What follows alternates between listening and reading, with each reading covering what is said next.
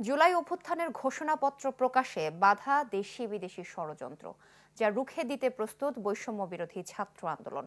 বিকেলে চট্টগ্রাম নগরের ১৬ শহরে বিপ্লব উদ্যানে ৬ দফা দাবি সম্বলিত লিফলেট বিতরণকালে এ কথা বলেন সংগঠনের মুখ্য সংগঠক আব্দুল হান্নান মাসুদ। বলেন, শহীদদের রক্তের বিনিময়ে এ দেশ ফ্যাসিস্ট মুক্ত হলেও পূর্ণ স্বাধীনতা এখনো আসেনি, যা ত্বরান্বিত হবে ঘোষণাপত্র প্রকাশের মাধ্যমে।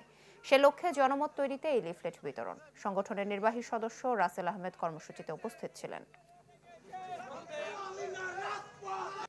আমাদের উদ্দেশ্যগুলো হলো এই বাংলাদেশকে পুনর্গঠন করা, এই বাংলাদেশের মানুষের অধিকারগুলো ফিরিয়ে দেওয়া। সেই জায়গা থেকে বৈষম্য বিরোধী ছাত্র আন্দোলন, জাতীয় নাগরিক কমিটি, অন্তর্বর্তীকালীন সরকার এবং বিভিন্ন রাজনৈতিক দল কাজ করে যাচ্ছে। কিন্তু বৈষম্য বিরোধী ছাত্র আন্দোলন যে নেতৃত্ব দিয়ে এই জুলাই গণ আন্দোলনে এদেশ থেকে খুনি হাসিনাকে দেশ ছাড়া করতে বাধ্য করেছিল, সেটা বাংলাদেশের অনেক মানুষ, বাংলাদেশের অনেক রাজনৈতিক দল মানতে নারাজ। আমরা লক্ষ্য করছি যে বিভিন্নভাবে যাতে জুলাই প্রক্লেমেশন না হয়, সেই ক্ষেত্রে বিভিন্নভাবে বিভিন্ন জায়গা থেকে ষড়যন্ত্র করা হচ্ছে। কারণ জুলাই প্রক্লেমেশন হলে, জুলাই স্বীকৃতি পেলেই এদেশের মানুষের সামনের দিনে আর কখনো ভোটাধিকার কেড়ে নিতে পারবে না।